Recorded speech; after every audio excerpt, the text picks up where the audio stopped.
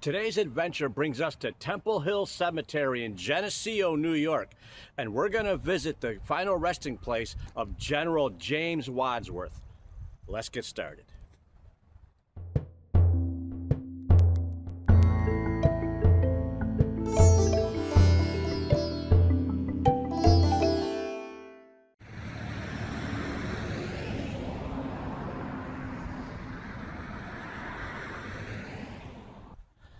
So before we get this started and make it to the general, this cemetery is a mid-sized, very beautiful, very old cemetery. So I think we'd be remiss if we didn't take a quick walking tour of the grounds before we get to the general. So without further ado, let's get started. So this cemetery is magnificent. What we're gonna do is we're gonna take a sweep starting this way and work our way, once again, like I said, to see the general, because there is so much to see here, and I do love these rural cemeteries. And plus, you never know exactly who we're gonna find.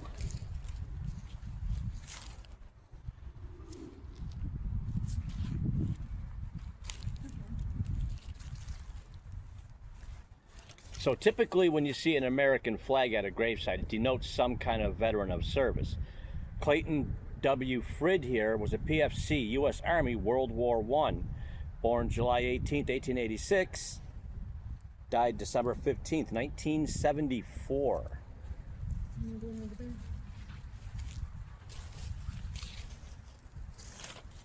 That's a very easy way to spot veterans.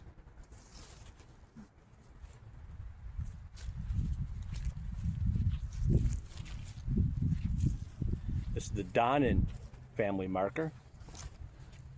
Typically it's like a gigantic marker, and then you have your headstones.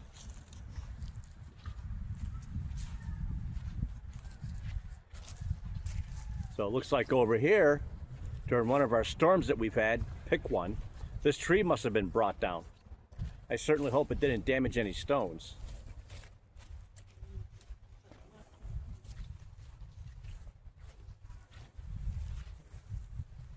And as always, we honor our veterans.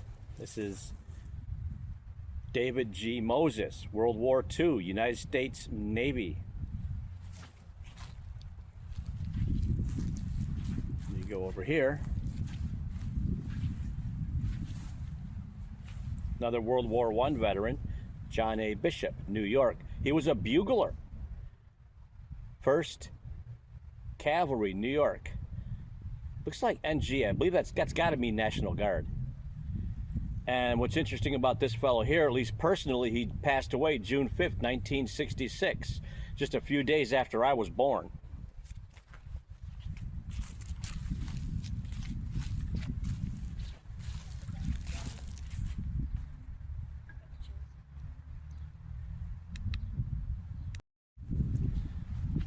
So let's continue on over this way. This is interesting.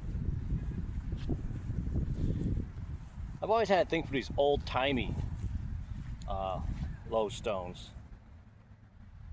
This one here, Francis Bacon, an infant daughter, James W. and Francis Colt. So it looks like they're all buried here in the same area. It's the Colt family marker.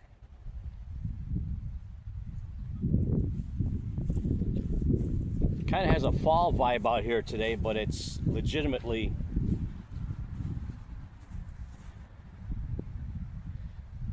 spring, about mid-May. This is the Lockhart plot. Doesn't say what branch of service and such, but it must have been probably World War I or World War II.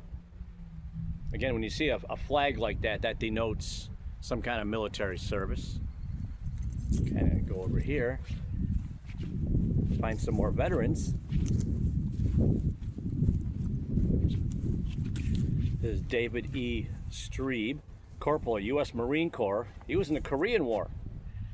Born September 4th, 1932, passed away July 4th, 2009. And as I see things that I find interesting, like everything in these cemeteries are interesting, there's something you don't see every day. Edna and Emery Stapley. Looks like they brought in their own angelic monument.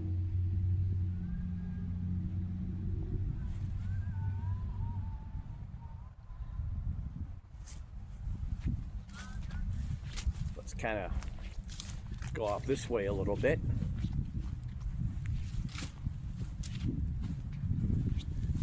Gonna come across another World War I vet, H. Howard Wilson. Born December 12, 1890, passed away March 21st, 1975.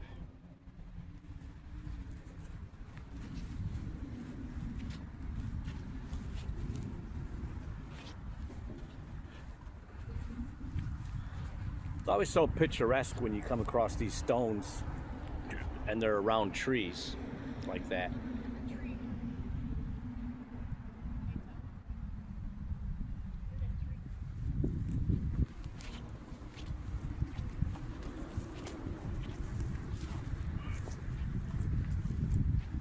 This fellow here was in World War II and Korea, Lyman Ray Rogers.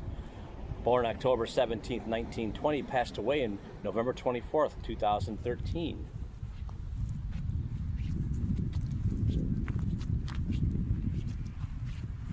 Here's an interesting tree. It's probably a hotel for tons of squirrels.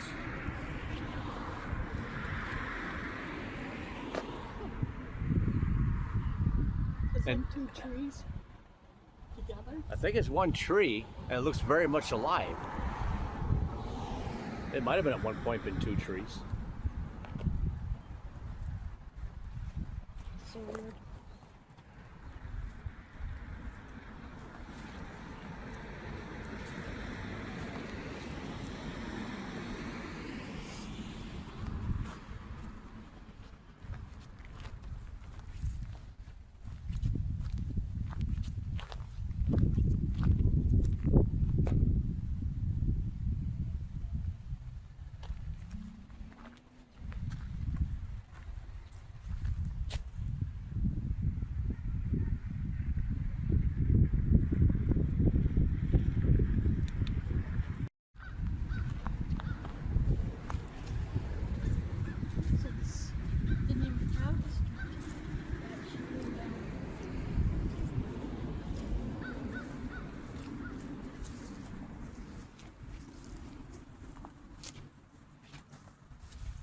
Well, these are neat.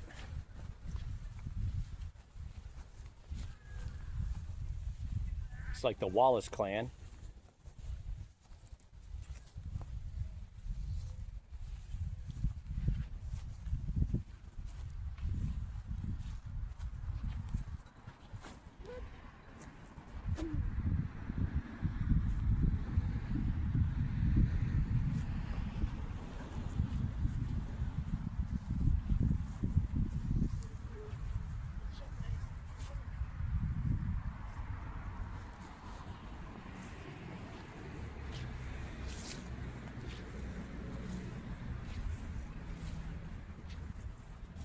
There's a tipped over stone.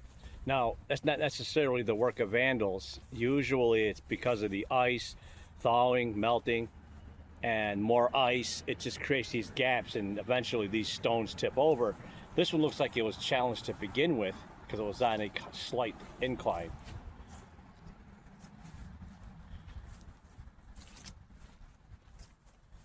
I see something over here has my attention. Couple things actually.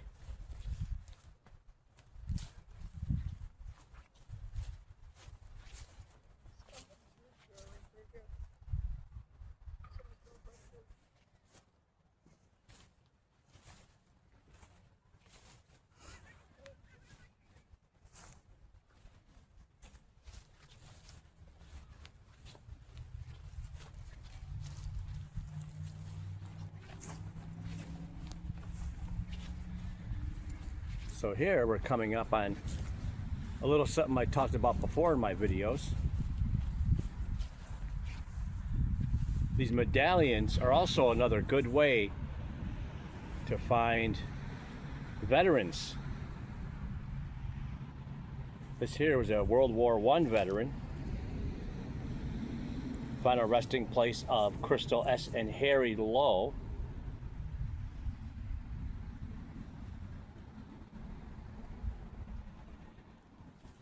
A lot of times you see things like that on older markers.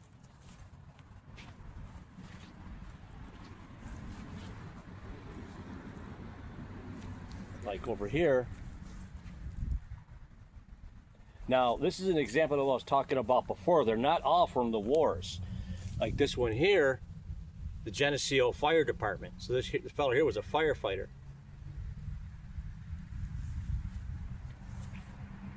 Or at least I'm guessing it was him. This is the final resting place of David W. and Margaret Warner.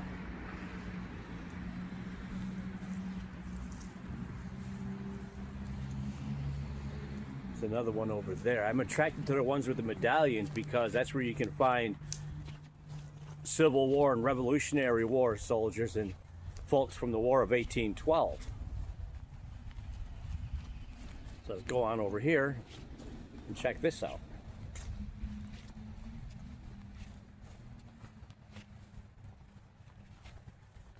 Let's see. This is the Bailey marker, Virginia S. and Willis C. Let's see. Now this is another sample of a different one. This here denotes that one or both of them were members of the American Legion post.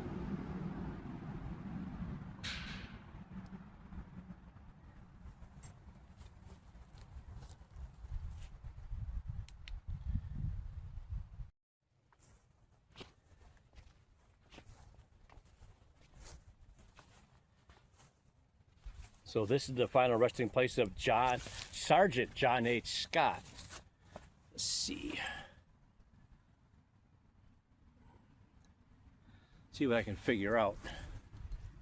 New York Volunteers, so odds are pretty good. Grand Army of the Republic. This is a Civil War veteran. Again, Grand Army of the Republic is typically Union.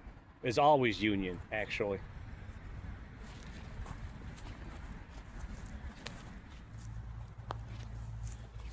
All right, we're gonna kind of go up this way here.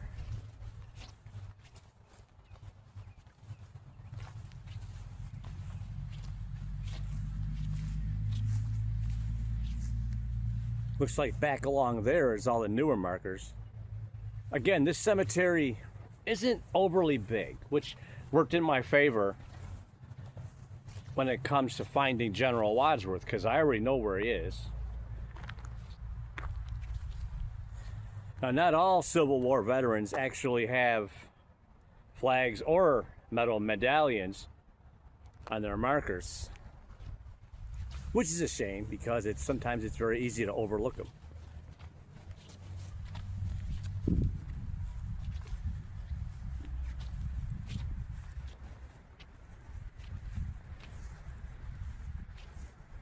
So these guys here were born in England. The Buttery family.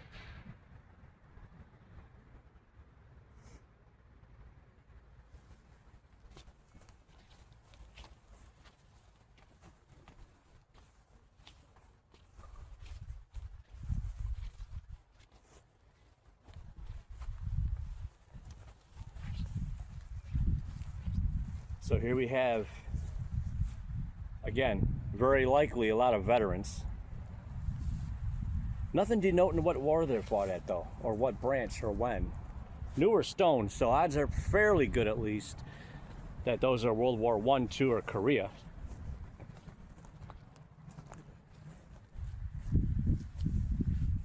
This is the Green Monument. And again, this is an older one, so let me see. They all passed away in 1966. Very likely World War I or II. That little sticker says that Robert Greene was the U.S. veteran. So sometimes you get lucky and you can see things like that.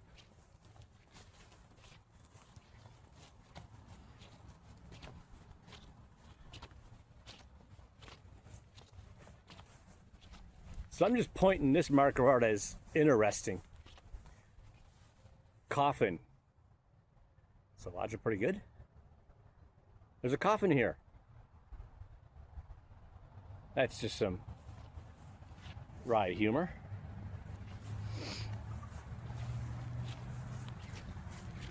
Got some more veterans over here. Let's kind of go this way. I'm drawn to these medallions.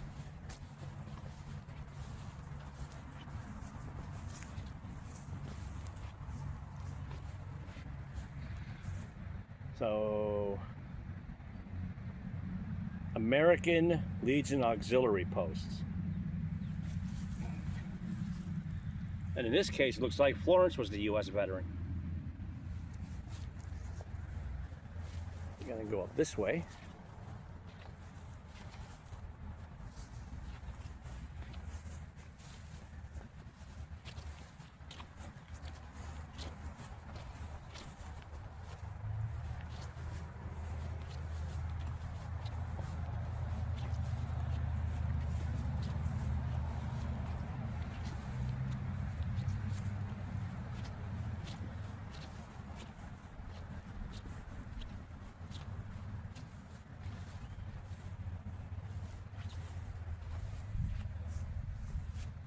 Now this veteran here, honored in life, lamented in death.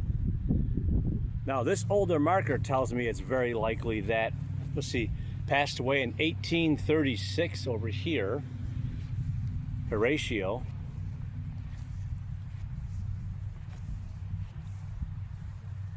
An older veteran, very likely. Again, I mean, you can't take out of context that some of these folks just love their country and wanted the American stones, American flag on their monuments, so to speak.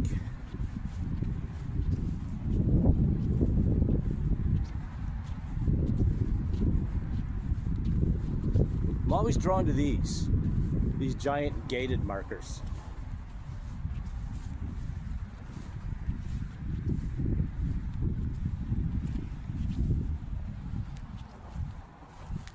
Love to be able to get some information on who's buried here, probably around the other side.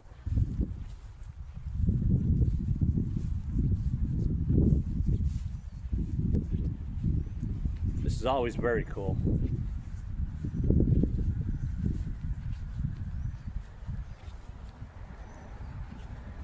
Little tiny mini cemeteries in the cemeteries. Pretty much exactly what this is.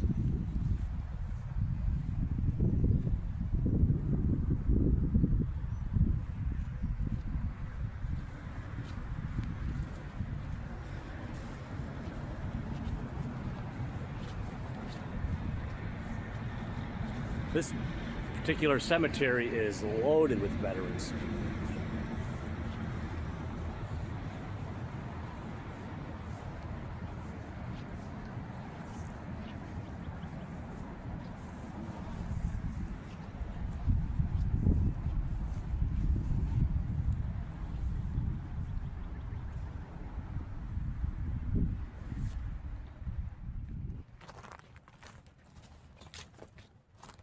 And here is where we're going to find the star of our show.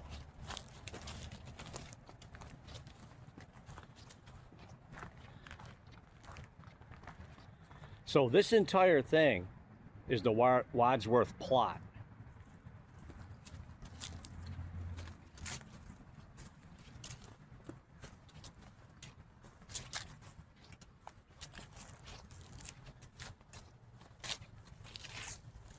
It is just loaded with family members. I really didn't think it was going to be this big.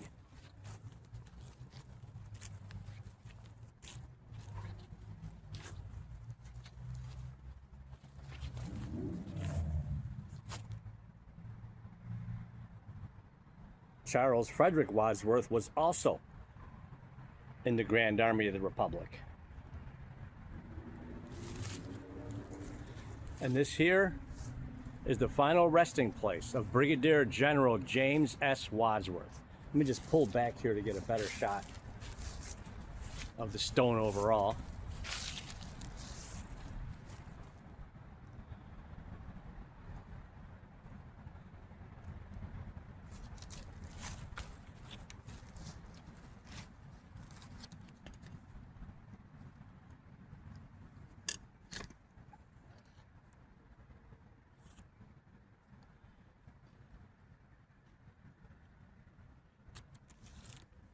Despite his complete lack of military experience at the outbreak of the Civil War, Wadsworth was commissioned a major general in the New York State Militia in May 1861. He served as a civilian volunteer aide-de-camp to Major General Irvin McDowell at the First Battle of Bull Run on July 8th. McDowell recommended him for command, and on August 9th, Wadsworth was commissioned a brigadier general. On October 3rd, he received command of the 2nd Brigade in McDowell's division of the Army of the Potomac. He then led the 2nd Brigade, 3rd Division of the 1st Corps of the Army until March 17th. From March 17th to September 7, 1862, Wadsworth commanded the military district of Washington. During the preparations for Major General George B. McClellan's Peninsula Campaign, Wadsworth complained to President Abraham Lincoln that he had insufficient troops to defend the capital due to McClellan's plan to take a large number of them with him to the Virginia Peninsula. Lincoln countermanded McClellan's plan and restored the full corps to the Washington defenses, generating ill feelings between McClellan and Wadsworth. Seeing no prospects for serving in McClellan's army, Wadsworth allowed his name to be put in nomination for governor of New York against another Democrat, Horatio Seymour. But he declined to leave active duty to campaign and lost the election. After McClellan left the Army of the Potomac and after the serious Union defeat at the Battle of Fredericksburg, Wadsworth was appointed commander of the 1st Division, 1st Corps on December 27, 1862, replacing Brigadier General John Gibbon, who had been promoted to command of the 2nd Division in the 2nd Corps. He led this division until June 15, 1863, with 2 brief stints commanding the 1st Corps in January and March, for about 10 days combined. Wadsworth and his division's first test in combat was at the Battle of Chancellorsville in May 1863. He made a faltering start in maneuvering his men across the Rappahannock River below Fredericksburg, and they ended up being only lightly engaged during the battle. His performance at the Battle of Gettysburg was much more substantial. Arriving in the vanguard of Major General John F. Reynolds' 1st Corps on July 1, 1863, Wadsworth's division bore much of the brunt of the overwhelming Confederate attack that morning and afternoon. They were able to hold out against attacks from both the west and north, providing the time to bring up sufficient forces and hold the high ground south of town and eventually win the battle. But by the time the division retreated back through town on Cemetery Hill that evening, it had suffered over 50% casualties. Despite these losses, on the 2nd day of battle, Wadsworth's division was assigned to the defenses of part of Culp's Hill, when most of the 12th Corps was ordered to the left flank of the army. Wadsworth sent 3 regiments to reinforce the brigade of Brigadier General George S. Greene, which was holding the summit of the hill. 1st Corps had been so significantly damaged at Gettysburg that when the Army of the Potomac was reorganized in March 1864, its surviving regiments were dispersed into other corps. After an 8-month leave of absence, much of it spent inspecting colored troops on duty in the Mississippi Valley, Wadsworth was named commander of the 4th Division, 5th Corps, composed of troops from his old division, led by Major General Abner Doubleday. At the start of Lieutenant General Ulysses S. Grant's 1864 Overland Campaign, Wadsworth led his division in Major General Gouverneur K. Warren's 5th Corps at the Battle of the Wilderness. On this day, Wadsworth was Grant's oldest divisional commander at 56 years old, about 9 years older than the next oldest. On May 5th, Wadsworth was ordered to countermarch and help defend the left of the Union position. However, he had lost his direction in the dense wilderness underbrush and drifted to the north, exposing the left of his division to a sudden and harsh attack, which in turn led to the same treatment of the Union division next to Wadsworth. Wadsworth was mortally wounded on May 6, trying to turn his 2 intact brigades. His other brigade had collided with the Federal units on his left and lost cohesion when he was shot in the head. Wadsworth fell from his horse. Passing Confederate soldiers looted his body of any valuables.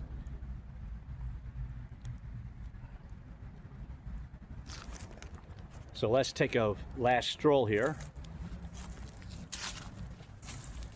around this plot. And again, it wasn't the only Wadsworth that served. Craig Wharton Wadsworth.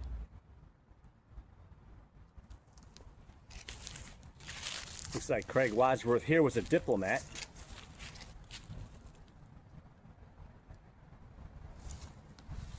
Captain James Wadsworth, son of General Craig Wadsworth.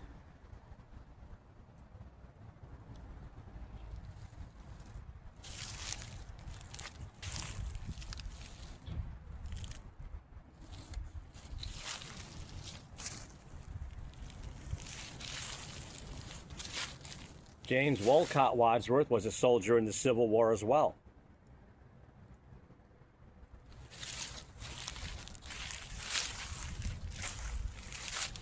Louisa Traverse, wife of James Wadsworth.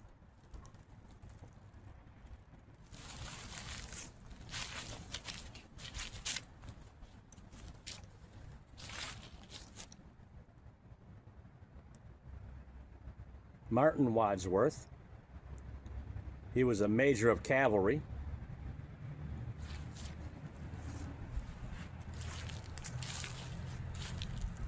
William Austin Wadsworth, Major, United States Volunteers and Corps, Army of the Philippines in the Spanish War. So it's a very distinguished military family.